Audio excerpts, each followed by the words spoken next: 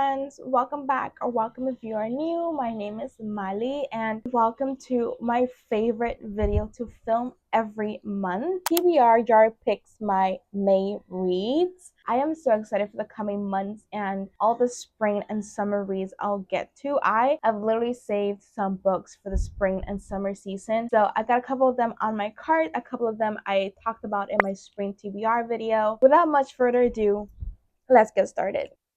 Okay, let's pick number one. This one feels good. A book published this year. Right off the bat, I'm seeing a couple of arcs that I could pick. This was recently sent to me by FSG Books. This is something about a father disappearing after a beach day and the repercussions that come with that for many years to come. Sounds really, really good. Ooh, I also got this, Brother Bronte. I don't know what this is about, but like I've read the blurb, so in hindsight I do, but it just sounds so like a lot of things are happening, but like the main gist of it is that it's literally dystopia. The year is 2038 and the formerly bustling town of Three Rivers, Texas is a surreal wasteland. Under the authority and thumb of his tech industrialist major, Pablo Henry Crick, the town has outlawed reading. Can you imagine? And forced most of his mothers to work as indentured laborers at the Big Tex fish cannery, which poisons the atmosphere and lines Crick's pockets. That sounds really good. I know this is a recent 2025 release as well, and I'm not gonna lie, this has been like calling my attention lately. This is also one that got sent to me. This is an art copy. This is aggravated discontent. The only thing though is this is an essay collection, and I'm not really in the mood for an essay collection. I'm gonna pass on that. Wait, was this published in 2025? This sucks. This is published in 2024. I really want to read this. However, maybe I'll try to squeeze it in another prompt. So really, I think my two options are these two. These books feel so big. This one feels huge. Like, what the fuck? How many pages is it? Oh, this has 400 pages. And the text is like actually really tiny. I'm going for Brother Bronte. Not only is it the shorter book out of the stack, it's only about 330 pages, but I'm really drawn to this one right now. I really love the cover. I really like that blurb, and I'm just really in the mood for literary dystopia. Oh my god! Geraldo Samano Cordova, author Monstrillo, blurbed this. He says, deliciously odd, funny, and affecting. Brother Bronte delights at every turn, of which there are a glorious many. A puzzle where every piece not only helps complete the picture but expands its margins. I cherish every character, every story, and again fell in love with Fernando A. Flores' profound empathy and wild imagination. Brother Bronte is a gorgeously bonkers joyride. I love Gerardo Samano Cordova. I am so eager for his new release or like anything else that he puts out. The fact that he blurbed it just solidified my choice. So we are going for Brother Bronte as my very first May read. Okay, so let's go for the second prompt. This one. Been on my TBR for a month. I left these books on the floor, but again, these are the latest like additions to my library. These were both sent to me, however I didn't buy them, and they've not been here for a month, but like they're the closest to a month as you will get. I also have these two that were sent to me. That was only last week though. I think I'm angling for Small Boat by Vincent Delacroix. This was sent to me by the Booker Prize, which I very much appreciate. This one was long listed. It didn't make the short list though, but it says, in Small Boat, based on a real incident in the Channel in 2021, a troubled Coast Guard examines her conscience. Was she really complicit in the deaths of 27 migrants at sea during her watch? Perhaps she's a monster, yet she's unwilling to shoulder all the blame. If the drowned are lost, then so are the millions of citizens who deplore the round of migrant deaths they see in the news. So what I'm gonna do, because I'm between both of these books, and I know I just said that Flashlight is gigantic, and it is, but I'm also curious about this one. However, I really want to read like the first page and see which one I decide, because right now I'm very, very undecisive. I didn't ask you to leave, I said. It was your idea, and if you didn't want to get your feet wet, love, you shouldn't have embarked. I didn't push you into the water. I didn't fetch you from your village or field or ruin of a suburb and put you in your wretched, leaky boat and now the water's up to your ankles. I get it that you're frightened, and now you want me to save you, and you're impatient. Really strong. Okay, wow, that sounds amazing. Louisa and her father are making their way down the breakwater, each careful step on the heaved granite blocks one step further from shore. Her mother is not even on the shore, for example, seated smiling on the sand. Her mother is shut inside the small, almost waterfront house they are renting, most likely in bed. So we're going for small boat. The first paragraph was very exciting, and I'm quite curious to read this since it was recently longlisted for the Booker Prize. And it has a leg up because it's way shorter than these behemoths. 2 books down, 6 more to go. Okay, I really want to pick one that I haven't picked before, and I'm sure there's one of them in here. So let's go for this one. Nonfiction book. Oh my god, I think I only have one nonfiction, and I put it on this list purposely for that prompt. Hold on, wait. I'm being messy. I keep forgetting to put the books back. All right, so now that the cart is organized, the 2 nonfiction books that I have are Why Fish Don't Exist and Bibliophobia. Already really angling for this one. I know this is a book on like how books change your life. Have you ever read a book that complicated everything you believed in and forever changed the way you read the world? A book that made you sit differently in your own skin. This is what critic Sarah Chihaya calls a life ruiner. Sarah's life ruiner was The Bluest Eye by Toni Morrison. I have to read that book. Once she read it, she could no longer pretend not to notice how alien she felt as a Japanese American in a predominantly white suburb of Cleveland, and she set out on a quest for the story that would show her who she was and how to live in an unhospitable world. Okay, I think I really want to go for this one. Like I said, it just sounds really good to me right now. However, I do have Why Fish Don't Exist. I've seen this title around for like a long time, and I recently saw it longlisted for the Women's Nonfiction Prize. I was really confused because I've seen this title before, so I'm guessing it just got like republished. I'm not sure, but this is a title that I've seen around for years and years. A dark and astonishing tale of love, chaos, scientific obsession, and possibly even murder. Sounds interesting. That being said, I'm really in the mood for this. So we're gonna go for Bibliophobia by Sarah Chihaya. I gotta say, so far I really like the colors in our May stack. Moving on, let's go for this one. Less than 200 pages. I love a short book, so I absolutely love this prompt. I feel like the fastest reader in the world when I finish a 200-page book in about a day or so. This one off the bat looks very tiny. Okay, this one has 140 pages. This is an Elena Ferrante that I haven't read yet. I'm really in the mood for Elena Ferrante, especially since we are getting into the summer months, and I mainly read Elena Ferrante during the summer. I think this one is set during the summer as well. Leda is a middle-aged divorcee devoted to her work as an English teacher and to her 2 children.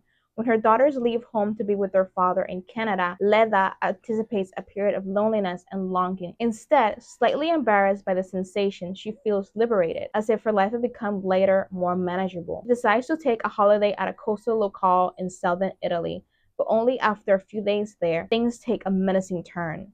Leda's encounter with a Neapolitan family proves unsettling, even threatening, and a small, seemingly insignificant misdeed causes tensions to escalate as Leda's summer becomes a ferocious confrontation with the unsettled past. Front runner so far, but let's see what else we got. So this is 180 pages. This is The Vegetarian by Han Can. I don't think you guys need an introduction to this book. I think it's so well known by this point. I, however, know that I read this book a couple of years ago. I want to say like 2019, 2020, somewhere around that time, and I don't remember liking it. I actually don't remember anything that happens in this book, so I feel like I will be reading it for the very first time if I do pick this up. I'm very curious by Han Can ever since she won that Nobel Prize, so this is another good choice. But before I make my choice, I do want to see what else we can find. 133 pages, 172. This is 136 pages, 189, and I think this will be the last book that I'll be picking from my TBR card because I have a stack. I don't know why I'm pretending. I'm gonna go for Elena Ferrante. I really want to read an Elena Ferrante this year, and especially making sure that I read her during the summer. My favorite author versus everybody else. You know what I mean? So Elena Ferrante is gonna win. The very last Elena Ferrante book that I read, and I didn't even finish it, was the last book of the Neapolitan Quartet last summer. It bled into September, so I didn't even finish it because it felt really wrong to read that in September. Now that it's getting warmer again, I really wanna read Elena Ferrante, and I can't even explain to you why she feels like a summer read, except for this one because it's literally set in the summer. A book with your favorite cover. Okay, that's fun. There's so many good covers in this stack. Okay, so immediately I could pick one of these books, the New York Review books, because they have some of my favorite covers. Like, for example, this one is absolutely gorgeous. I really want to read this. This is like queer fiction. That's all I know, but it's like set in a university. Okay, that one's a runner-up because I absolutely, ooh, I kind of like this cover as well, but not so obsessed. But I do want to read on Natalia Ginsburg soon. Okay, so that's one cover that I really love. Let's see what else.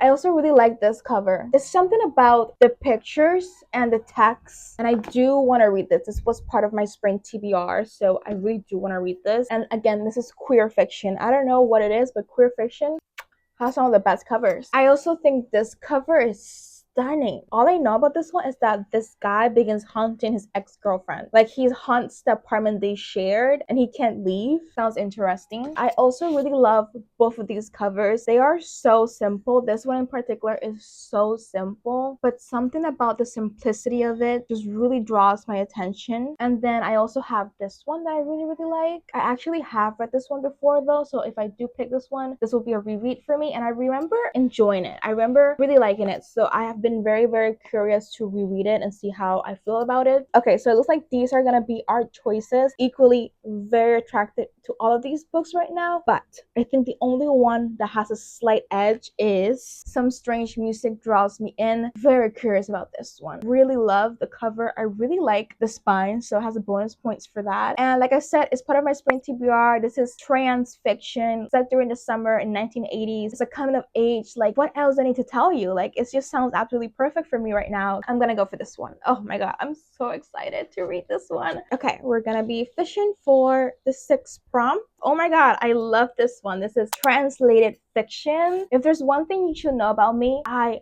love translated fiction. I absolutely adore it. I absolutely love looking into fiction and worlds and cultures super different than my own, and I always find that some of my favorite reads are translated fiction works. So I definitely have translated fiction on this card. There's like no doubt about it. This is translated. I feel like I shouldn't even pick anything else because I really want to read this now, but let's see what else I got. Okay, is this translated? I think it is. Oh my god. Okay, this is translated. This is gonna be a runner. This is also translated. I've been very curious about this one as well. I think this is translated as well. Yep, translated by Ramul Berry. Could be reading that wrong because this font is kind of wacky, but I really like this cover. Wow, this is very, I don't know how to say that word in English. Llamativo. I already have such a stack here and I have such a dilemma. I really want to read Magda Sabo, but I also really want to read all of these other books. Don't you ever get so overwhelmed by all the books that you want to read like right now as of this moment? As a mood reader, like if I don't capitalize on the fact that I really want to read this book and like all of these other books, I never will read them all, because then by the time I finish through one, I don't want to read any other books from this stack. Like I could read this one and I could read Notes of a Crocodile, right? And then I will never get to these 3 because by the time I finish with these 2, I'm no longer in the mood for these 3. And that's what sucks about being a mood reader. Okay, this is so difficult, but I'm gonna go for Abigail by Magda Sabo. Seeing as how much I love The Door when I read it in January, I've been really eager to read another Magda Sabo. So I'm just gonna do it. I'm gonna pick this one. I know this is set in like in a boarding school with all this young girl, so it does have that coming of age, kind of like academia type of setting vibe. It's just Magda Sabo. I have to read more of her work, so I'm gonna go for Abigail. Okay, so we only have 2 more prompts to go. Let's go for this one for our lucky number 7. Book blurb by a favorite author. Let's see if any of these 4 that I left on the floor are blurred by anyone that I like and know. This is only blurred by one person, and it's Yuri Herrera. I have no clue who that is, so we're not going for this one. Strangers I Know is, oh, This is Blurred by Ocean Vogue. Wong, I think is the way to say it. I wouldn't say that he's a favorite because I've only read one book by him, and this was On Earth We're Briefly Gorgeous, and it was a couple years ago. I actually added it to the cart because I want to see if I could pick this one for a reread. His newest release is coming out on May, right? I'm really excited for it. I know his writing is gorgeous. I know it's devastating. I know I'm gonna be really emotional. I've only read his novels. I haven't read his poetry, and I really should. I really should, since I usually do like when poets write a novel, because then they're the most devastating things you will ever read. But I don't have much experience with poetry, so I think that's the reason why I haven't picked Ocean Vogue's poetry. While he's not a favorite author because I haven't read that many things by him, what I've read is really good, and I'm very equally excited to read more of his work. So I am gonna go for Strangers I Know. This is Blurred by Ocean Wong. This is about a family who misunderstand each other constantly. I think the parents are deaf, and then they never taught their children sign language. So the parents can talk to the children, and the children can talk to their parents. I love like a messy, dysfunctional family. So we're on the very last prompt. To be honest, I could end this video right now. I'm so happy with this stack. I think it looks so sexy. Like, I am so excited to like dive into it and start reading. However, we do have one more prompt left, a modern classic. As of right now, there's only one modern classic in my TBR card right now, and it is If Beale Street Could Talk by James Baldwin. And I'm not even gonna fight it. This one was picked for a previous TBR and I never got around to it, and I've been wanting to for a hot minute. I remember seeing the movie so many years ago and I absolutely love it. The soundtrack to this movie is still one that I play to this day. Like, it's so beautiful. We're reading it finally. I'm really excited. I'm really excited actually to read this. Oh my god, I think I say this every single month, but I am so excited for this stack. I want to start reading from it right now, but it's still April. I still got a couple books on my April TBR that I'm currently reading, so we'll have to wait. Thank you guys so much for watching this video and for picking my TBR with me. I will be making reading vlogs with these books. I've been really good actually on challenge vlogs in which I attempt to finish my TBRs in either 24 hours or 48 hours or in about a week. I've been really liking those vlogs, especially because it helps me be accountable to all the books that I pick out every month. Let me know what's on your TBR for May, and I'll see you guys very soon. Bye!